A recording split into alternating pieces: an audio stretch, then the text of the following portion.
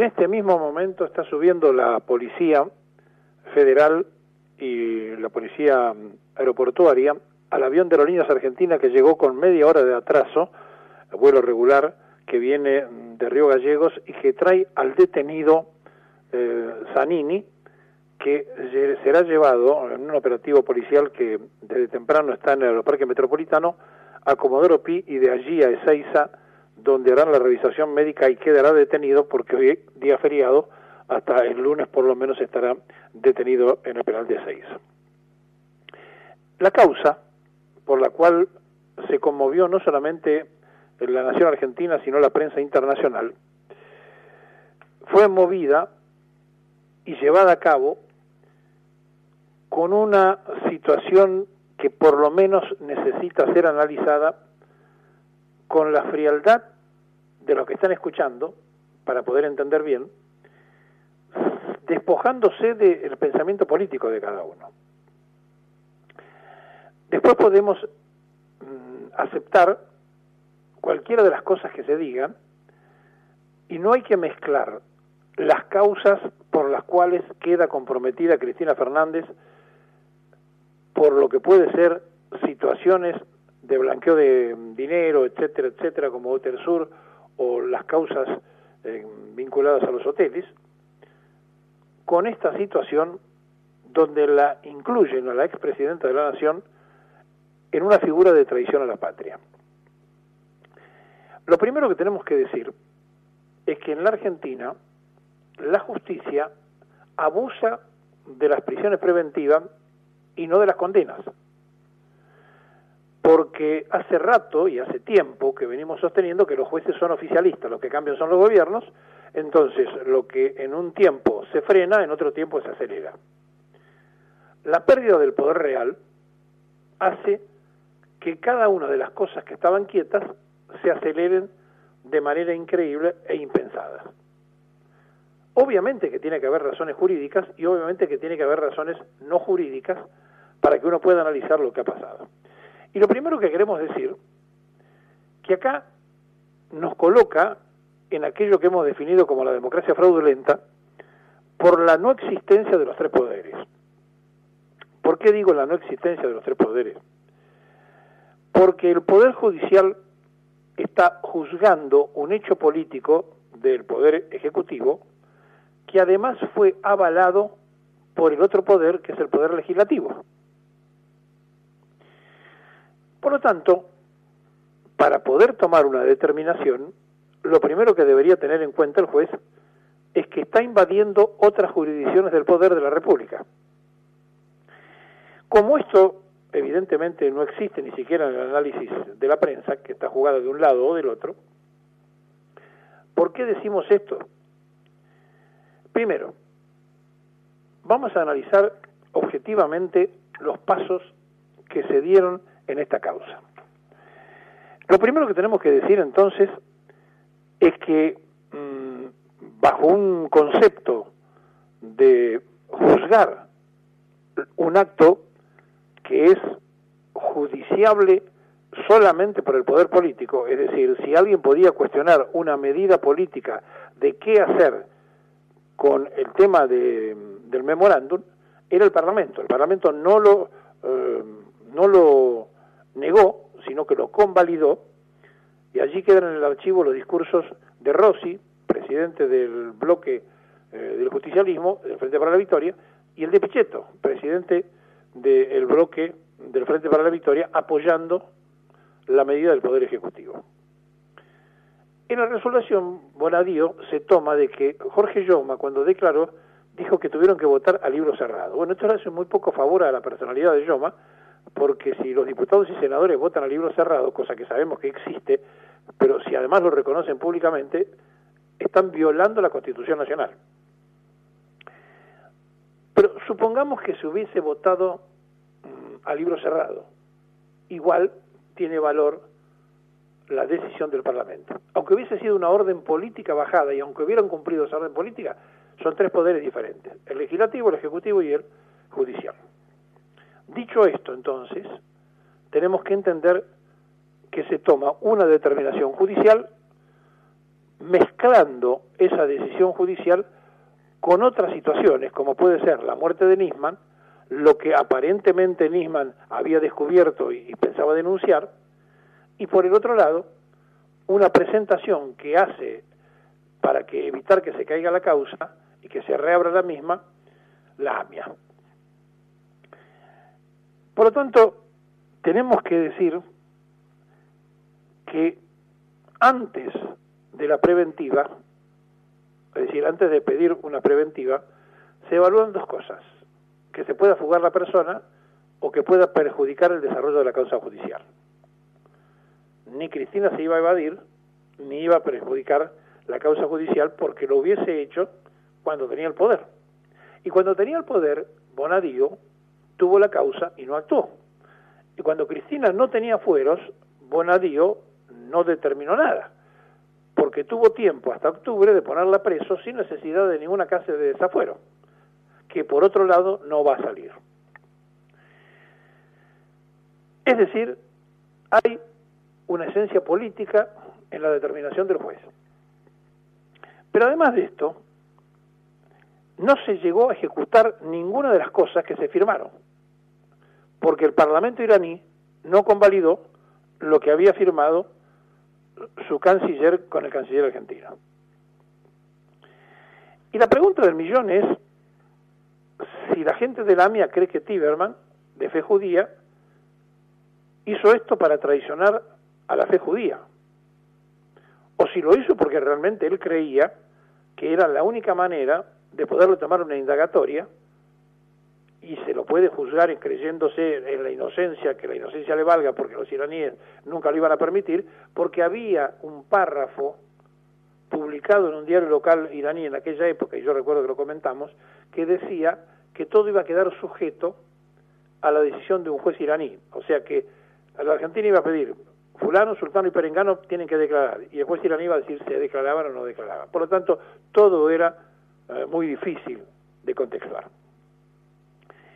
Pero además de esto, Irán no tenía voluntad de ningún acuerdo, sino de que se sacaran la famosa alerta roja sobre 5 de sus miembros, porque uno de ellos iba a ser candidato a presidente del país.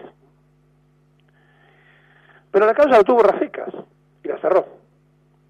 Y la tuvo Bonadío durante la gestión del kirchnerismo, y como nos había que contradecir al poder de turno, todo quedó muy congelado, muy relativamente frío, hasta que hubo un cambio de gobierno y se aceleró la causa.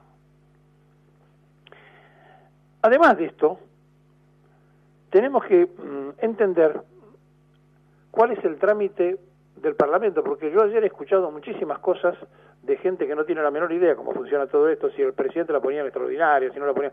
No hace falta que el presidente de la Nación ponga nada, ni le compete al Poder Ejecutivo. Esto es así. El juez hace un pedido de desafuero de un legislador, diputado o senador. Entra por la mesa de entrada, en este caso senadores, y tiene que remitirse a una comisión que hoy no existe. ¿Por qué no existe? Porque todavía no se formaron las comisiones de la nueva organización del Senado, que empieza a funcionar el lunes. Y esa comisión, que es la de Asuntos Constitucionales, tiene para estudiar el pedido por lo menos la posibilidad de determinarlo en tiempo y forma, siempre y cuando tenga por lo menos una mayoría de votos que le den visto bueno y lo pasen para adelante. ¿Y cuántos días tiene para poder determinar esto? 60 días. Es decir, la comisión no está formada, una vez que se forme, lo analiza, tiene que conseguir la mayoría de los votos para que pase al tratamiento del Pleno de Senadores, y tiene 60 días para estudiar el caso. Y después Senadores tiene 180 días antes de que pierda estado parlamentario para tratarlo. Olvídense, no sale. Ni siquiera creo que se trate. Pero le estoy explicando cómo funciona para que la gente sepa de qué manera se puede producir esto. Y además, se necesita, en caso de que lo trate el Pleno de Senadores, el voto de las 3/4 partes de los presentes. O sea, la totalidad de los senadores, que son 72, pueden estar presentes la mitad o lo que sea. De los que están presentes en esa sesión que trate imaginariamente el desafuero, se necesita los 3/4. O sea, se necesita que las 3/4 partes estén de acuerdo en desaforar a un senador o una senadora. Dicho esto, digamos que ese documento firmado por Tiberman y por el canciller iraní se hizo en 3 idiomas: el idioma que hablan los persas, el castellano y el inglés. Y además de estar redactado en 3 idiomas, lo hicieron en Etiopía. Y lo que Tiberman deja pegado a todo el mundo es porque dice que se hizo en un hotel en Ginebra, que no recuerda el nombre del hotel. Es muy difícil, ¿no?, que un canciller no se acuerde de dónde se hizo el documento. ¿Y de dónde se agarra el juez? De decir que a Nisman, la inteligencia israelí que vigilaba a Irán, le pasó el dato acerca de que el documento lo habían hecho los iraníes y no Argentina. Entonces, a partir de allí se estructura el hecho de que puede haber traición a la patria. El 27 de enero del 2007 se hace la reunión en Etiopía entre Tiberman y el canciller iraní. Fíjense en ustedes, estamos hablando del 2007, pasaron 10 años, y recién en este tiempo y en este momento la justicia toma una determinación. Bien, tenemos entonces que meternos en el otro aspecto, para que se pueda entender bien de qué se trata todo esto. Y yo les voy a contar una historia. Cuando el general Perón regresó a la Argentina, un día, estando en Gaspar Campos, tomó por sorpresa el automóvil Fiat que le habían traído de regalo Giancarlo Valori, que está en San Vicente en este momento, ese automóvil, a la Quinta, y manejando él, se le escapó a la seguridad de Gaspar Campo, que lo tuvo que perseguir, tomó por la calle Hipólito Yrigoyen, agarró la avenida Maipú, dobló por Hipólito Yrigoyen, llegó hasta la intersección con la calle Warnes y volvió. En esa esquina de Hipólito Yrigoyen y Warnes, hasta hace muy poquito tiempo, hasta hace un año y pico, estaba una casa que había sido del mayor Arrieta, casado con una de las hermanas de Evita, donde Perón, en vísperas del 17 de octubre, cuando lo buscaban para matarlo, se cobija allí y ante la denuncia de un vecino se va luego a lo de Ludovico Fregu en el Tigre, en Tres Bocas, y negocia con Filomeno Velasco entregarse antes de ser preso para ir a Martín García. Fue a reconocer el terreno donde él había pasado esa noche famosa del 11 de octubre, salvando su vida. Bueno, esto fue chequeado. Este periodista que escribió sobre eso lo chequeó con el propio Esquer, jefe de la seguridad, y el propio Perón. Y esa casa la compraron, estaba exactamente al lado del Colegio La Salle, la compraron en el Colegio La Salle y en este momento la tiraron abajo hace un año y pico y edificaron aulas para el estudio. El Colegio La Salle de Florida, en el año 73, tenía en 5º año, a los muchos muchachos que estaban, uno que llegaba de San Martín todos los días y que era Claudio Bonadío. Se estaba recibiendo de bachiller y cuando se enteró que estaba Perón, asomó su nariz, como todos los alumnos que pidieron abandonar el aula a los profesores para ir a ver si era cierto que estaba Perón en la esquina. En aquel momento, estamos hablando de 1973, se recibe de bachiller Bonadío. Un tiempo después, un diputado provincial que está desaparecido, de La Lama, y un muchacho que ya falleció, que era un cuadro de Guardia de Hierro, Guidi, lo convencen de entrar en la organización del Gallego Álvarez, en Guardia de Hierro.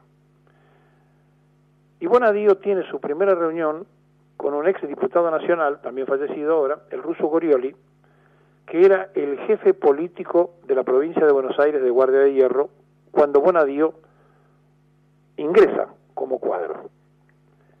en el mismo año que el Papa Bergoglio era nombrado la máxima autoridad de los jesuitas en la Argentina. En aquel tiempo, esta organización, que fue una organización de cuadros muy importante que tuvo el peronismo, más de 8.000 cuadros salieron de allí, gobernadores, ministros y demás, gente que maneja medios, es decir, Manzano salió de allí. En ese momento había una vinculación estrecha con la Iglesia, la tuvo siempre por otro lado la Guardia de Hierro, y especialmente había una coincidencia con los jesuitas, porque entre las muchas cosas que estudiaban y leían a un pensador francés, coincidiendo con la primera homilía de Francisco que lo nombró a este pensador francés. Y aquella escuela de cuadros lo tuvo a Bonadío en el comienzo. Fue fundada esta organización cuando se pusieron de acuerdo dos dirigentes de la mesa de juventud y empezaron a darle forma en 1962. Y allí Héctor Tristán y Alejandro Álvarez crean Guardia de Hierro. El alemán, el francés, el italiano, todos los pensadores, hasta Arnaud Toynbee, el masón inglés, eran materia de estudio por parte de los cuadros de Guardia de Hierro, y ahí aparecía León Bloy, de quien estoy haciendo referencia, y que el Papa lo nombra en su primera homilía, que también tenía, no como cuadro activo, Bergoglio, sino como cuadro de simpatía, tenía coincidencias con los cuadros de Guardia de Hierro, que en El Salvador estaban en contra de la organización Montoneros, que también tenía otros curas que estaban de acuerdo, como Carboni y demás, que estaban de acuerdo con Montoneros. Es decir, se estaba dando en el Colegio El Salvador una batalla entre los que estaban con Montoneros y los que no estaban con Montoneros. Quizá aquí haya que buscar la raíz histórica de por qué Bonadío, en pleno gobierno de Néstor Kirchner, puso preso a Vaca Narvaja y a Perdía, y fue la primera vez que Roberto Cirilo Perdía fue preso en toda su vida. Después de la década del 70, el juez Bonadío se vincula con la organización de Vaca y Miguel Ángel Toma en la capital federal, y allí entonces, donde el Frente de Unidad Peronista empezó a funcionar, de la mano de Vaca, llega Bonadío al estudio de Corach. Y Corach lo mete en la política activamente. Ya para aquella época no militaba más en Guardia de Hierro, sino que militaba en el frente de la capital.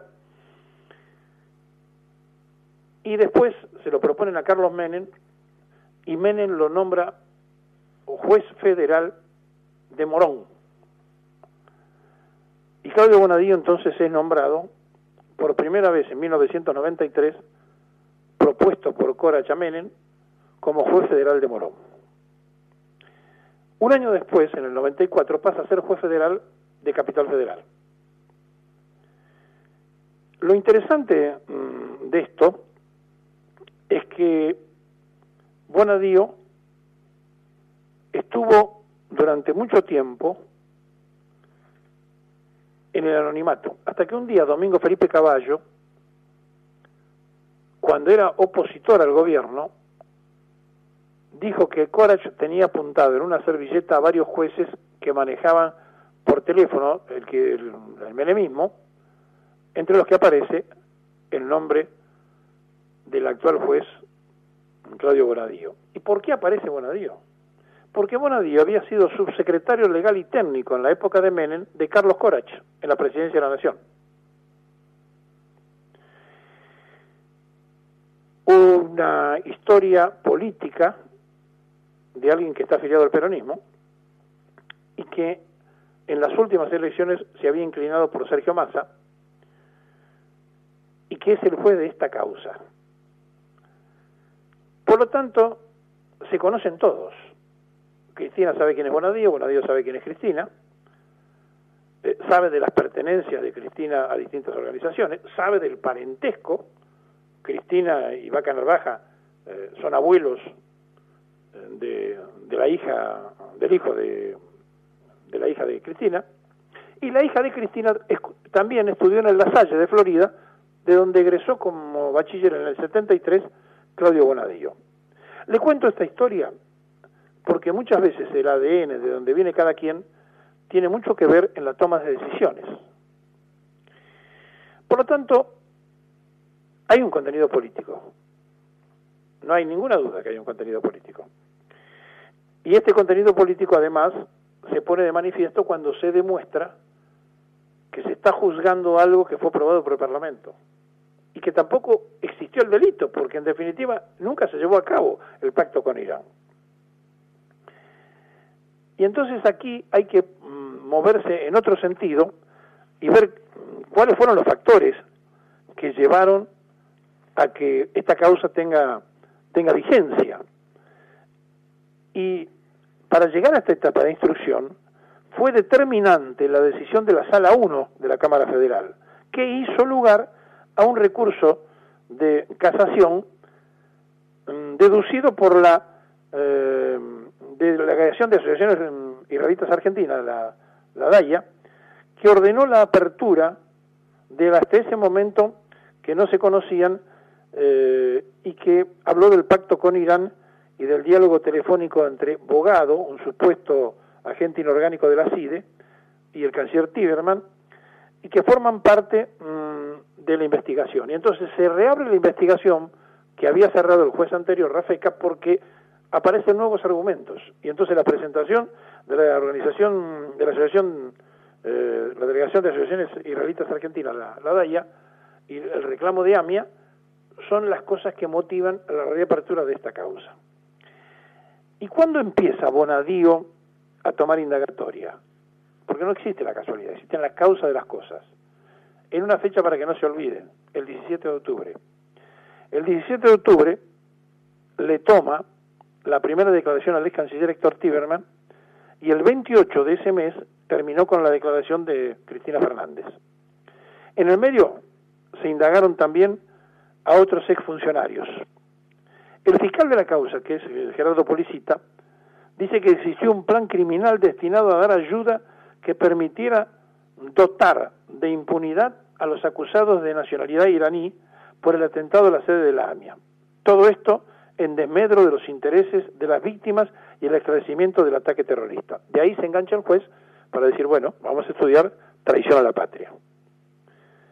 Un hecho grave que tiene estas facetas desconocidas que les estoy contando, para que ustedes sepan de dónde vienen los enfrentamientos, que muchas veces no se sabe, y para que queden en claro.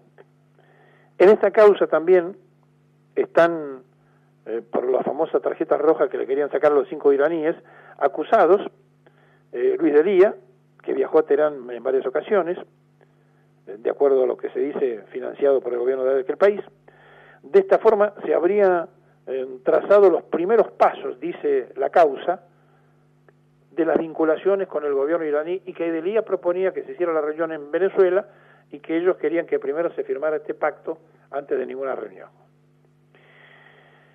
Bueno, todo esto puede ser juzgado. Ahora, no es necesario la prisión preventiva. Absolutamente. Porque no se va a escapar Cristina. Y en todo caso, si le quieren hacer la preventiva para los otros ciudadanos, bueno, uno puede aceptarlo porque a lo mejor piensan que se pueden ir, que son menos conocidos y demás. Pero búsquelo en lo que le estoy contando, en los pasados políticos de cada quien.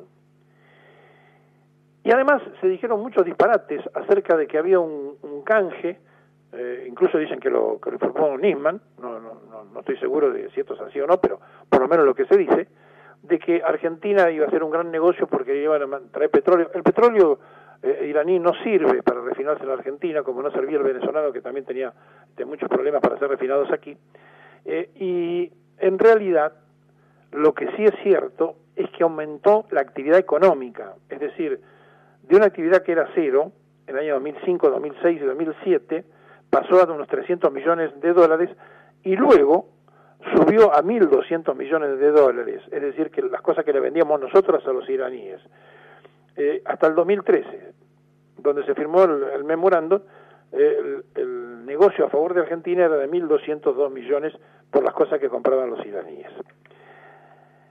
El viaje a Etiopía de Tiberman fue en enero del 2013 para firmar el polémico acuerdo con su par Ali Akbar Saleh. Y sin embargo, no lo hizo acompañado por nadie de la carrera diplomática, sino que lo acompañó Alberto Emaldi. ¿Sabe quién es Emaldi o quién es Emaldi? Uno de los directores de la agencia Tela. ¿Para qué llevó un periodista en el vuelo? Porque después que se firmara quería que tuviera difusión y lo quería manejar él, esa difusión, que saliera el comunicado como él quería. Se lo llevó en el vuelo, así que posiblemente lo puedan citar también. Por lo tanto, es muy opinable de todo punto de vista y vale la pena recordar que en el 2017, luego de que la causa corriera riesgo de cerrarse para siempre, los jueces de Cámara de Casación Penal, Gustavo Hornos y Mariano Boriski, la reabrieron y le dieron un nuevo impulso, lo que llevó a Gerardo Policita, a cargo de la causa, junto con Claudio Bonadío, a pedir la imputación en aquel momento de Julio De Vido, de Oscar Parrile, de Carlos Zanini y de Angelina Abona. Ahora Bonadío pidió el procesamiento con prisión preventiva de Cristina Kirchner, que aquí me parece que es donde exagera Claudio Bonadío y que además no lo va a conseguir porque no se lo van a dar los senadores. Le hemos contado lo desconocido de la causa y le hemos contado una historia que tiene que ver con el comienzo político del juez de la causa y que tiene que ver con una pertenencia a dos organizaciones, a una de donde salieron muchísimos, Hogan, De la Sota, Manzano, Matilde Menéndez, por nombrar los primeros que me vienen a la cabeza, enorme cantidad de cuadros, y la otra de donde salió también Cristian Ritondo, el actual responsable de la seguridad de la provincia de Buenos Aires, que hacía de secretario de Miguel Ángel Toma en aquel frente junto a Vaca. Todo eso ocurrió cuando Grosso fue ungido intendente por Carlos Saúl Menem, después que Menem y Grosso alguna vez le dieran vida a convocatoria peronista en una movida económica de Franco Macri que permitió una gran movilización en el Estadio Luna Park. Se entera usted de la faz política de una causa que más que judicial tiene tinte político.